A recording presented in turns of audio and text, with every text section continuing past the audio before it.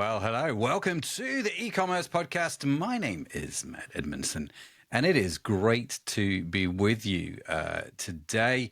Let me just tell you, it's not great weather here in the UK. And before I was saying to our guest Vlad today that I had a little bit of a power outage. So hopefully we're going to get through this one okay, but it's great to be with you talking about all things e-commerce, talking about how to grow your business, how to do all of that sort of wonderful stuff. And for those of you new to the show, a very warm welcome to you. It's great to have you with us. And of course, if you're a regular, it's great that you're with us too. If you don't know me, like I say, my name is Matt. I've been in e-commerce since 2002, almost as long as Vlad has been involved in digital marketing, who's today's guest.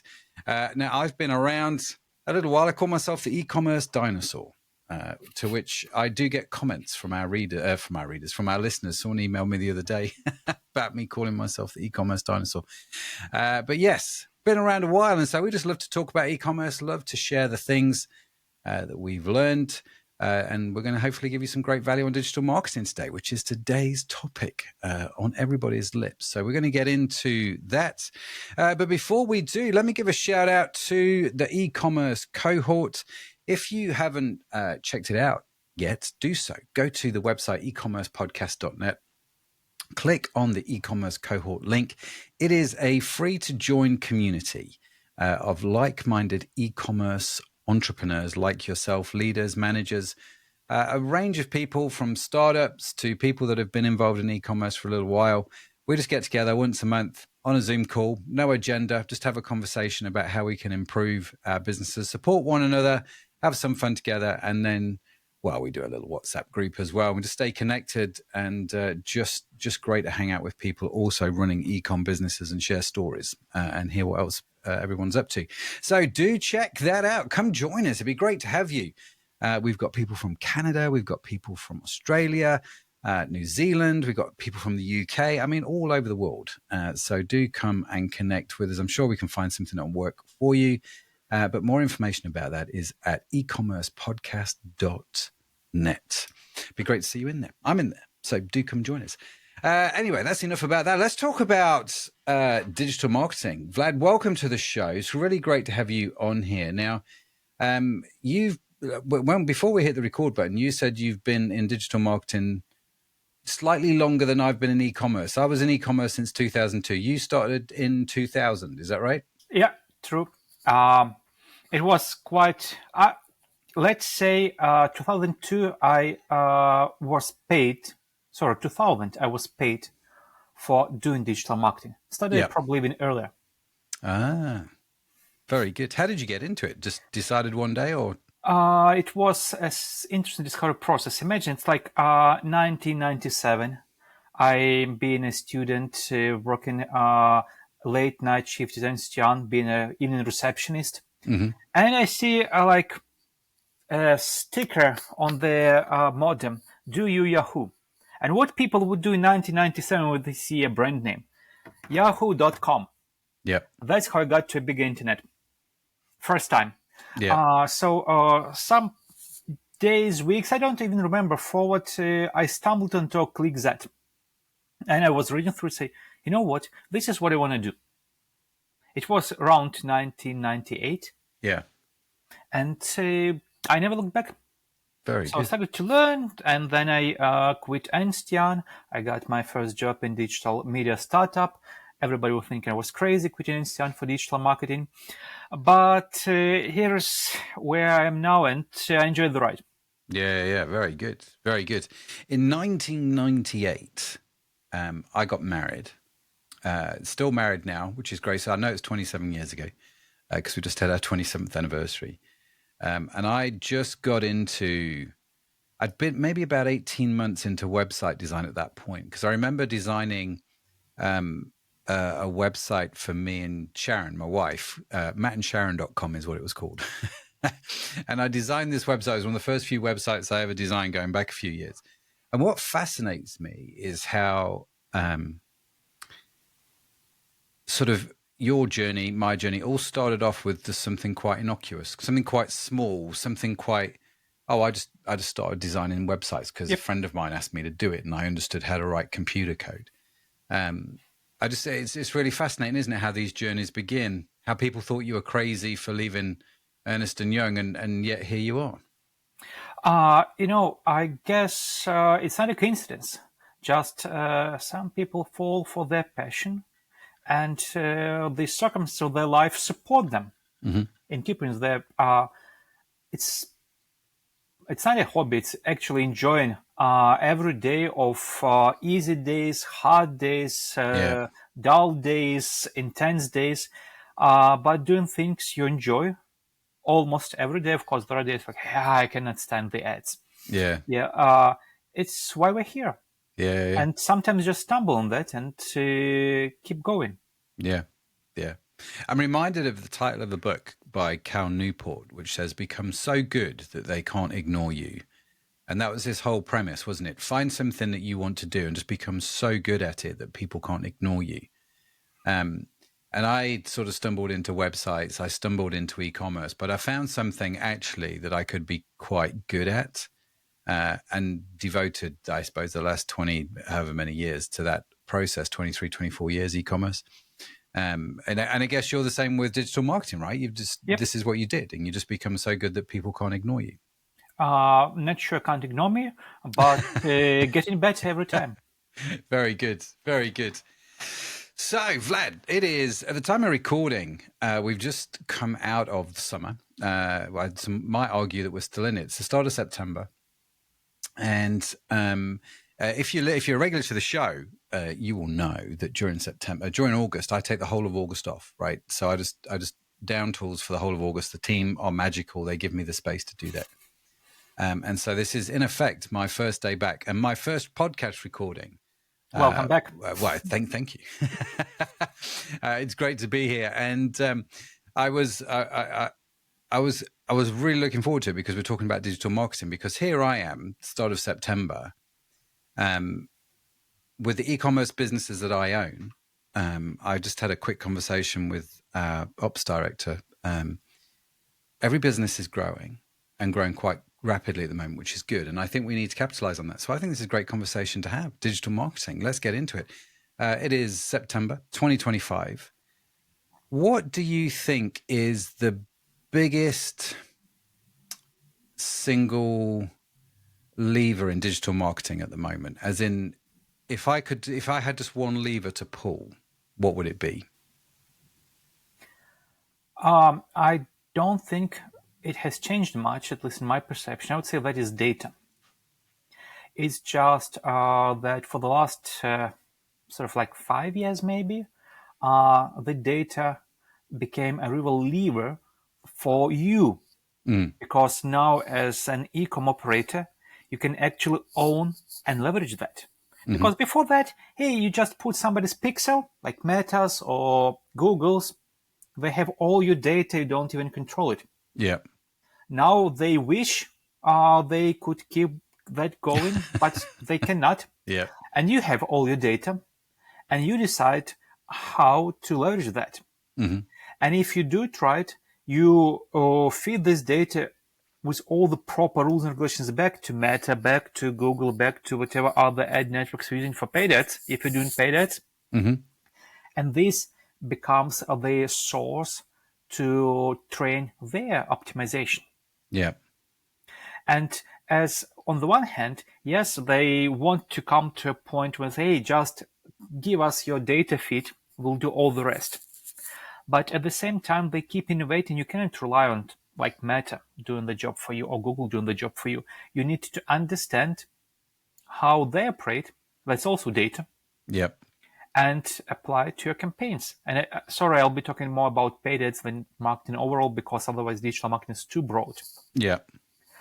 Now, second thing, which is also data, but a very different type, the pattern of how people search for information is changing dramatically. Yeah. It really depends on, of course, who are your target audience for your e-com business. But for example, TikTok is growing to become a search engine. Yep. It's a well-known fact, although a lot of people kind of keep it out of their attention, that YouTube YouTube was to be search engine number 2, but because it was running Google Ads, so sort of like covered, which Yeah. is not true because it required a different approach. Now TikTok is growing to become a major search engine just because how many people use it. Yeah. AI is replacing the search engine functionality by itself by just suggesting people what to do because they just ask the questions, they get the outcomes, they go buy the products. Yeah. So getting the data as to how they operate, getting into that game, if search engine traffic is important for a business, is critical. Because doing what we used to do for Google bots to get to good ranking is not what you do for ChatGPT or Perplexity or Gemini or whatever other bots we have out there to be recommended by them. Yeah. And we stumbled into there by chance, but now we try to extract the data out of those chains, out of all this knowledge, Yeah. and leverage it. So data would be your key leverage. Now that data you turn into, I don't know, feeding something to Meta or having knowledge into how the AI search operates, or just knowing that TikTok is now considering themselves also a search engine and will probably launch search campaigns anytime soon. That's a really interesting point you said there about TikTok, because for the longest time, you're right, YouTube was classed as like the second largest search engine in the world. And e-commerces, I think, have ignored that at their peril over the years. And YouTube ads now are a big deal. I think if you want to be successful online, you've got to look at YouTube ads. Not everybody, but most people. But it's interesting you talk about the rapid growth of TikTok here. Also a micro video platform in essence, isn't it? It's a very, very addictive, very clever algorithm that seems to have worked. And they've done something that no other social media platform, I know Instagram tried it, but they've integrated the ability for TikTok Shop. And so you kind of get the feeling they're coming after search engine traffic and they're coming after Amazon, a little bit as well. And I think it's interesting, the rise of TikTok, plus coupled alongside that, like you say, you've got the rise of AI. So consumer data is changing, isn't it, in terms of how people are shopping. So how do you keep track? If before I was just monitoring search engine data, like, and possibly YouTube data, now I've got to monitor, say, search engine data and TikTok and AI. How do I go about doing that well? It really depends on the stage of your business or your resources, because with all our due intention, nobody can be good at everything. Well, maybe some people are, especially claiming that, but in reality, you may know a lot about other things, but you'll still be really good at something. So for you, as somebody who leads the business, I guess you probably should be aware that those things are happening. And then you just have to either let your team know or find people to a team who can capitalize on that when the moment will be right.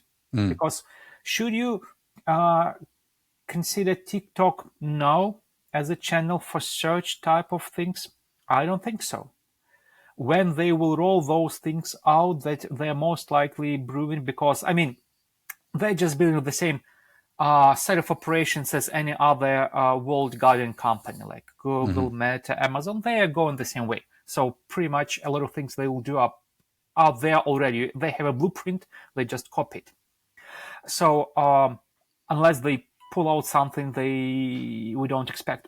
But for now, they seems to be copying that blueprint with degree of success in some things, and we don't know about the other things. So can you be good at everything? No. You just mentioned, hey, you acquired some of the key skills of the last 22 years. You should stay, you can stay with those skills. But what your experience gives you is the broader perspective. Yeah. Understand that things are changing. Now, okay, things are changing. Time for the business to change. We need to be ready for that. Like I can again pull these paid ads. Meta did amazing innovation. They pulled out this Andromeda algorithm or graph, or whatever they call it, to ads, and now ads take into account the not only the message but the medium of that message, like the formats, the type of the creators, everything. If people understand that and change their testing to capitalize on Meta's Andromeda engine, they get amazing results. Yeah. If they don't know that and keep doing things as they used to do a year ago, they get the same good results probably, but they don't get this excellent results they can get if they really got to deep understanding of how they can structure that test in such a way to extract the knowledge from the test in the world of this Andromeda, I don't know how to write code, but let's say Andromeda update for Meta ads. And that's just one platform. Now, how many platforms you focus in your business? I don't know, but you probably need to make sure that the people who are responsible for this or that ads are aware and consider should they change their practices. Maybe, Yeah. as you said, the business is growing. And the good rule of thumb, if it's growing, don't touch it. Yeah. The trouble is, I'm like, if it's growing, let's make it grow faster. Of course. Yeah. That's my problem. Just figure out the part that you don't touch and the part you touch. And just play around there. Yeah. Like And make yourself a sandbox. That's a good idea. That's it. And then I'll write a book telling everybody what I did as I'd figured out the magic formula and what to touch and what not to touch. Yeah. That's the next step. Additional channel for monetization. I love that. That's so cool. What do you I mean, this is all great, and I think data is one of those conversations that can be very dry and it can be very boring, and I think partly because it can be quite confusing because there's a lot of data out there, isn't there, which you can get access to. And we've had people on the show before talking about metrics and different metrics that you should track in e-commerce and so on and so forth. I'm kind of curious as to how you go about understanding metrics. What data do you track? How do you distill all of this data into something that's meaningful as opposed to something that's just sitting on a spreadsheet and not really helping me? Well, given the point that the whole business we found it is about doing that, it's a broad question. Mm-hmm. But in essence, it's two things about being able to distill something. It's not about first, it's about what you can actually measure. Because somebody can come and say, hey, we measure this whatever KPI. And looking at tools, you just don't know how to measure it right. Mm-hmm. So it gives you any number. And just don't measure it. I mean, because you got to this point somehow, business is growing. So focus on things you can actually measure. Mm-hmm. B, you can actually influence. And then pick up out of them, I don't know, one or two that you need to address. Of course, there is a whole, like, Christmas slide of things that stick one to another. Like you start with reach, impressions, CTR, stickiness of the page, like add to carts, initiate checkouts, conversion rates, average value per order, like repeated orders, time between repeat orders, like so many things you can stick together in huge chains and get bogged down. Yeah. But now, out of all those data points, probably just a couple actually pushing the needle of the business and make it grow. And figuring that out is in my opinion, is the goal of the person responsible either for the process or for the business. If they know what drives the business now, they just focus on that metric. Mm-hmm. Now, if they did what they could do to dramatically improve the metric, or say, hey, we cannot do anything about that, switch to another. because you can measure a lot, but you can focus and apply pressure just a couple of things. Which one should be the top priority for the business? I maybe can tell that if we sit down, open all the books, see all these Christmas slides of data sticking to and say, look, if I were you, I would look at here. And I'll just give an example. I have a good friend who used to be a leading sales coach and turned to be a jeweler. And he came to me and said, hey, Vlad, I see like leads dip in August. Can you tell me what's wrong? I said, let's check your website. So we open his website and ask him, hey, what's your typical age you're dealing with here? Let's say 30 something, because he does bespoke custom wedding jewelry. And I look, where is your chat button? What's your first call to action? Yeah, they can book a live visit to my workshop. I'll show them how it works. Say, look, if you expect people in that age demographic to commit to go somewhere in person on a scheduled time just to learn more information, that's quite an effort on their website, on their side. You expect them to really commit. Of course, each visit you got turns into customer. But add back the chat button, because people nowadays, they want to ask questions before they go anywhere. And that I figured out after just looking at his website. Probably it was an evident decision, the way I describe him. But I never knew that until we started talking. Just when I asked a couple of questions, say, okay, your metric is not your conversion rate. Its metric is actually lead generation. And you removed one of the key channels for people to get in touch with you, this chat button. Do that. Yep. That's really good. Really good. It's interesting, isn't it? I guess my observation, Vlad, is you can look at certain metrics that you hear other people talk about. So if you've listened to the show for a while, listening, you'll know I wax lyrical about things like average order value, average order frequency, and as well the number of customers we've got, repeat customers and new customers. The things which I'm sort of old school. These were things that you tracked before the internet in some respects. And what happens is you hear someone like me talking about these numbers and think, oh, they're the numbers that I need to track. Because obviously Matt's been around and he knows what he's doing and he's asking these questions. My experience is, and I think I'm hearing you say the same thing, that actually each business has a unique set of metrics.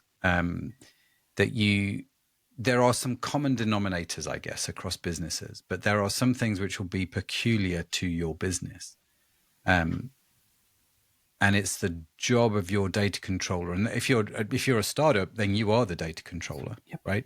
Or the data scientist. It sounds much more data impressive. Scientist sounds more impressive, but yeah. I mean, it does. And unfortunately, if you are your own business, you have to wear all of these hats. Yep.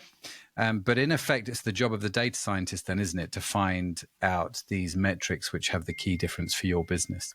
I would say, first of all, I would slightly rephrase which said the metrics might be the same overall. Of course, they deviate a bit in a good meaning towards different types of businesses. The key ones, or the combination of the key ones, will be unique. Of course, again, given the number of businesses, there will be repeated cases, but something that works for you may be less relevant for somebody who is in, let's say, emotional-driven decisions, where he doesn't even expect to see somebody returning back. If he did, awesome, but that's not the goal of the business. And is data scientist, unless that's my other hat here, then yes, I would agree. But the data scientist, to find that metric out, needs to get a fairly good understanding of the whole business. The data scientist can extract the data, make it visible, make it measurable, make it usable, sure. But to pinpoint the metric, I think data scientists like skills and understanding of the business. Otherwise, he would probably be on a different role in the company. That's interesting. Do you think AI is becoming the new data scientist for a lot of people? They just take the data, shove it into AI, and ask AI to analyze it? Of course, because it's the easy way. It's like whatever red pill was it, right? The point is, if they don't know how to process the answers and just take them for granted, it's turned into lottery. Like AI, what is the lucky ticket today? I can win, but it would be a guess. So the challenge with AI is that you, as a consumer of AI responses, need to be able to independently validate the data and make a decision if the response is applicable or not. Because you'll take it for granted. It may be a good answer and it will work for you, or maybe it will be a good answer for somebody else. It will Yeah. not work for you. And then who is to blame? AI? Fine. But he just gives, it's not AI at current stage, whatever people describe, is still an algorithm that makes a way to parse words in such a way that seems to be more intelligible. It doesn't really matter when we get the results we need, as long as we can verify these are results we need. Yeah. Yeah. That's true. And yeah, I agree. It's AI still needs a lot of hand-holding, doesn't it, in many ways? It's like all the technology. Yeah. Do you think we're over-reliant on AI at the moment? I don't know. I think we both were there. If you just do a mental jump back to around like 1999, 2000, there was this internet companies. We don't have it now, right? Yeah. So now there is the same thing as like AI companies. My bet we won't have that in 2 years from now. And it will repeat the same. Like internet changed the way how we access and consume information. And then everything else came forward. Everything just became a bit more accessible and then really accessible. So AI is changing how we access and consume information. And that's the biggest difference. And it will be really, are we over-reliant on the internet? Yes. Is it bad? I don't think so. The question is how each of us as a human being consumes the information over the internet. Yeah. For somebody, it may be the same as was it you. They switch it on and consume whatever the channel is feeding. Somebody does the research. Somebody can write a PhD thesis using it. Is it about internet? No. It's about us as humans consuming data. Same will be with AI. You will always, like everybody will bring on the forefront, hey, you know what? Our like AI like almost killed the person by suggesting him to use those bromium salts to improve his health. Yeah. Fine. That's it's a bad story, but it's most like an anecdote. Everybody will now carry it around. Then nobody will talk about how people actually saving hours of their life just making some really mundane things quick with the AI. Like me as an example, whenever I have a complex like set of questions, I used to type all this in, do a lot of copy paste things just to prepare the answers.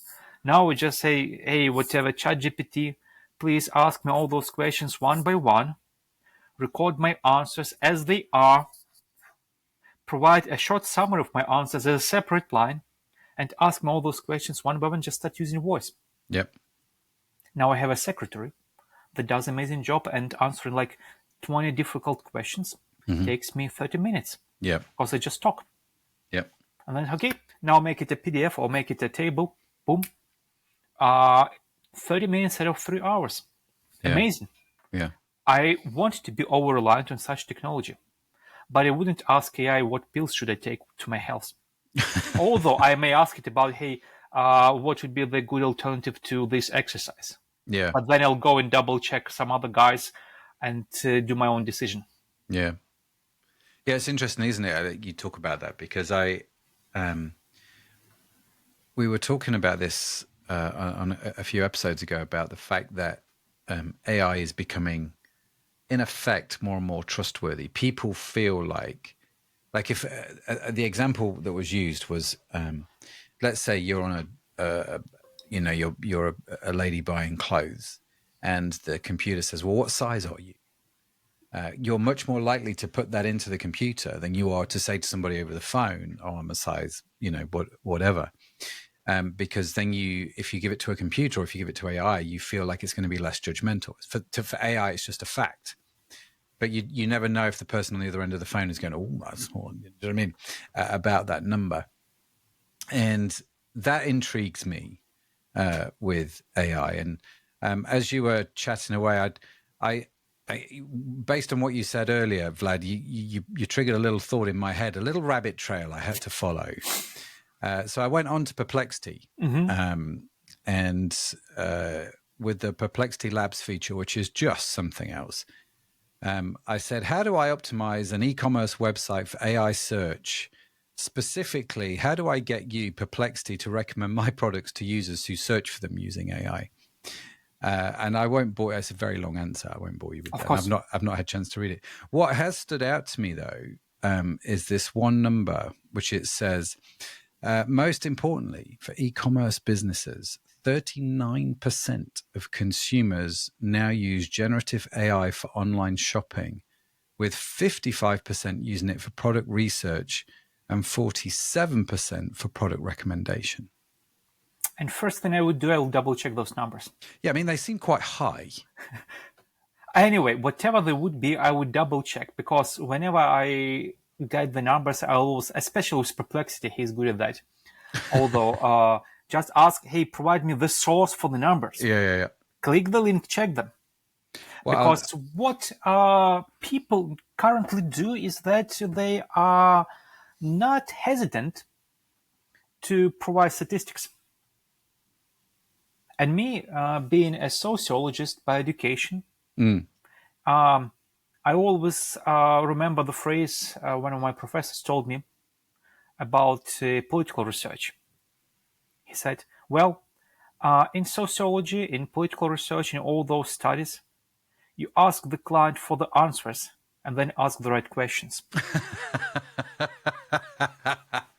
Sounds like my wife. Yeah. And that's might be the same trick with GPT, because it genuinely wants to give you the information you want to see. Yeah. He knows what you want to see. So if you allow that trick, him to feed you the data, then you'll become dependent on that feed. Because it's nice to have the confirmation of your assumptions. Yeah. Or in some opposite world, like somebody wants to always get, like, let's say, confronted. He'll learn that till he start confronting all your assumptions.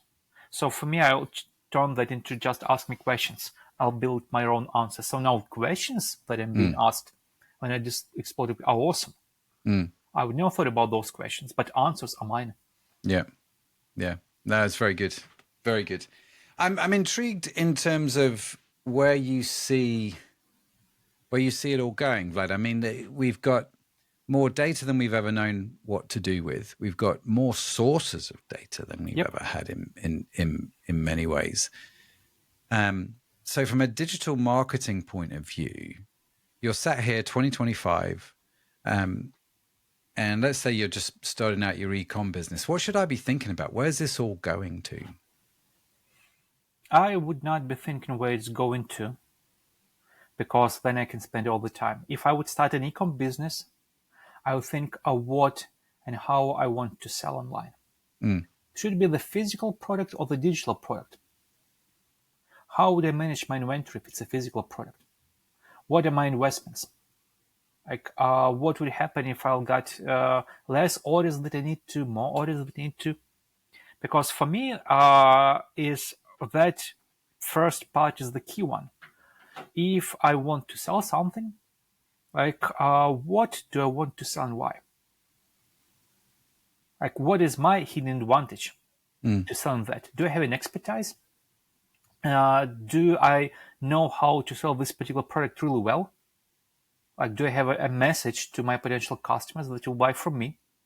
Or have I built something unique that nobody else does? If I have all those questions answered, then I'll start selling. And then I'll start refining the product I'm selling. If I want, and then I'll ask my question, another one, why I am selling this product. Is it a side hustle? Am I creating a job for myself? Or am I making a business? And the difference is side hustle, you can always drop. Yeah. Job, you can always change. Business, at some point you can sell. Mm-hmm.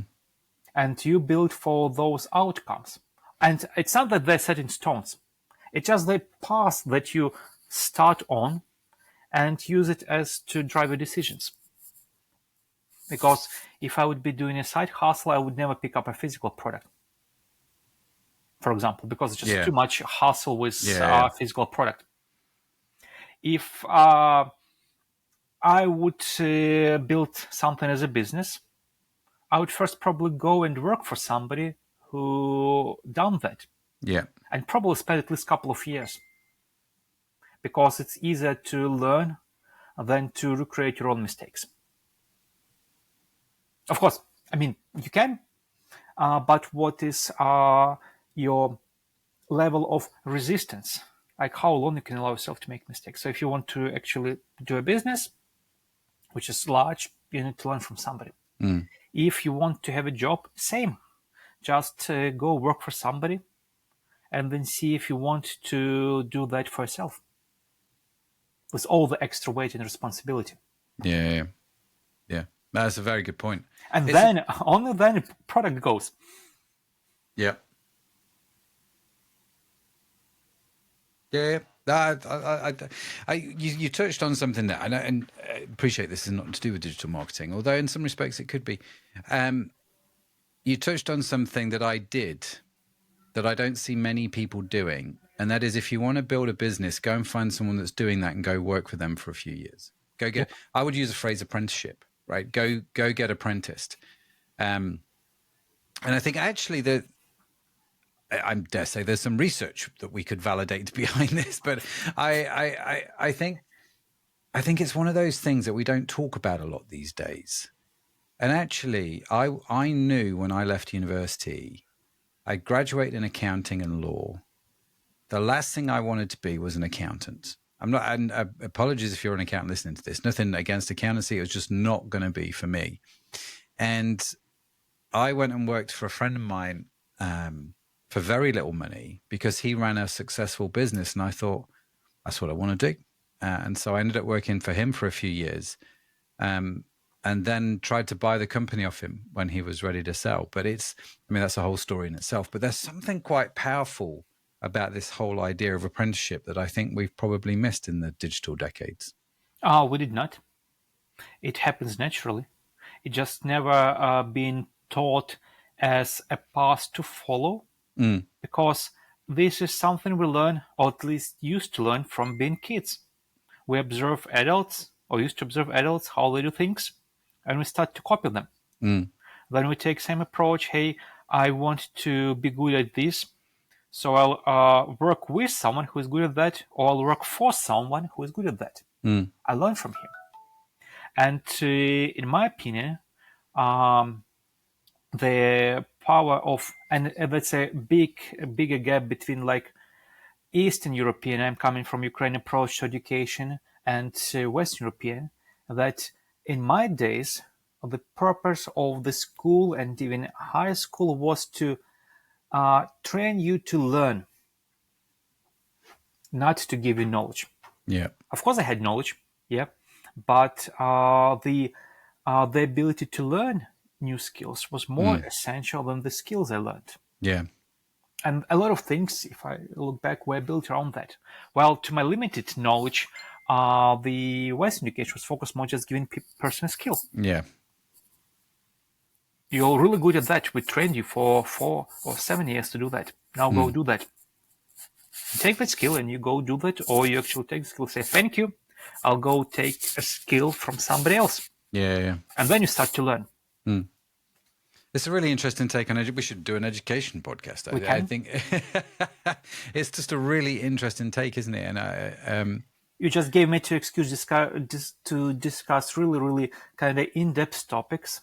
yeah. I usually cannot hop on a person in the bar and say, "Do you want to talk about education?" Yeah, that's true. Yeah, that's why podcasting is great. You can just jump on a podcast and talk about whatever you want. Almost.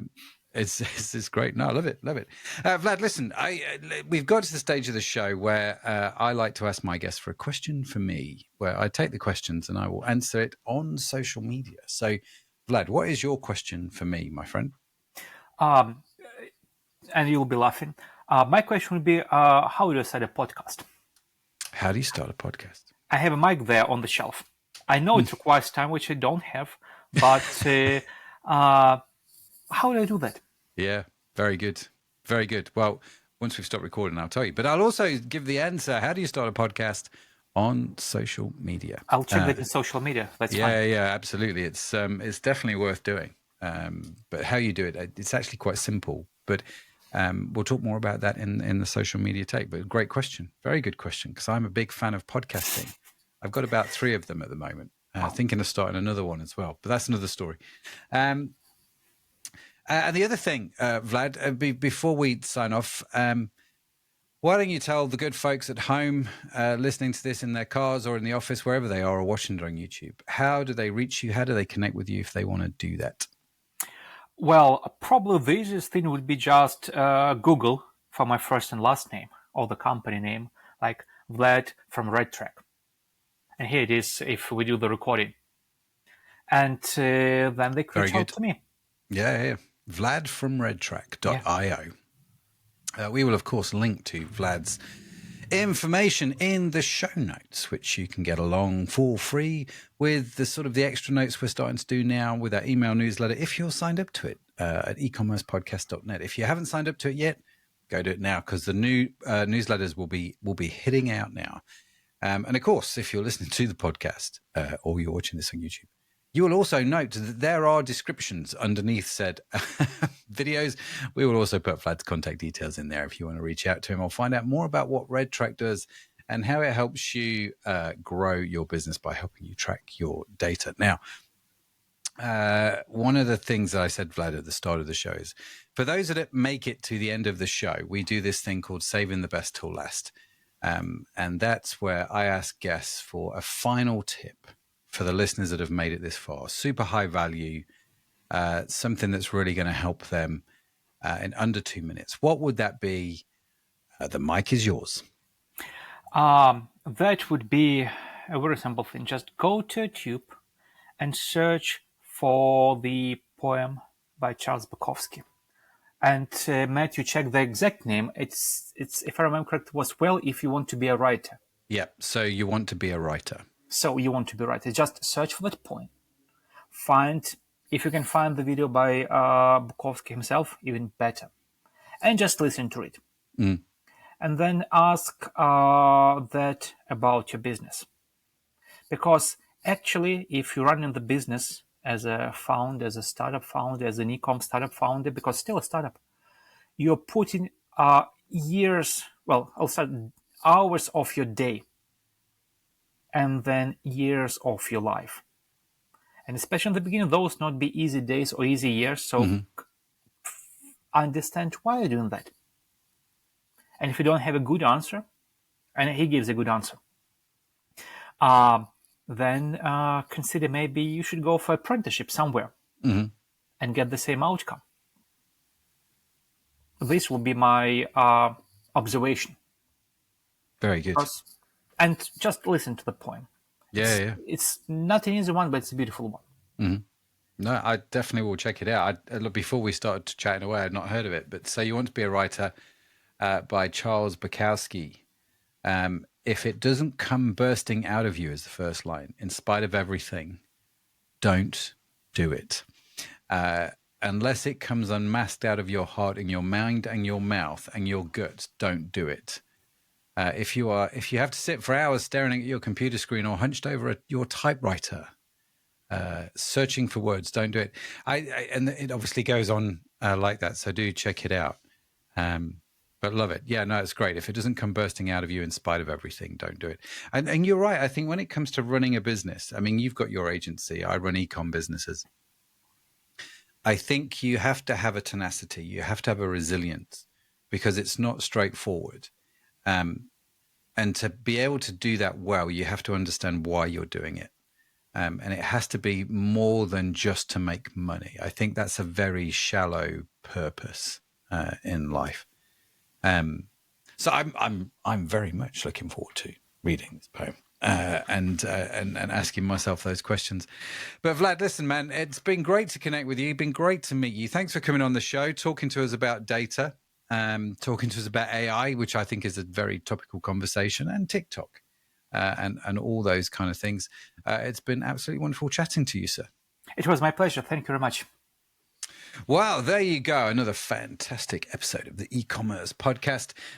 Warm thanks again to Vlad for joining me today. And of course, make sure you check out the website ecommercepodcast.net for all the things that we've talked about today, whether it's the show notes, whether it's signing up for the newsletter, whether it's e-commerce cohort, whatever it is. Even if you just want to reach out to me and connect with me on LinkedIn, everything's on there. The website is ecommercepodcast.net. Do go check it out. And like I say, do come join us in cohort. It would be great to see you in there. But that's it from me. That's it from Vlad. Thank you so much for joining us. Have a fantastic week wherever you are. Thank you. Lord. No problem. I will see you next time. Bye for now.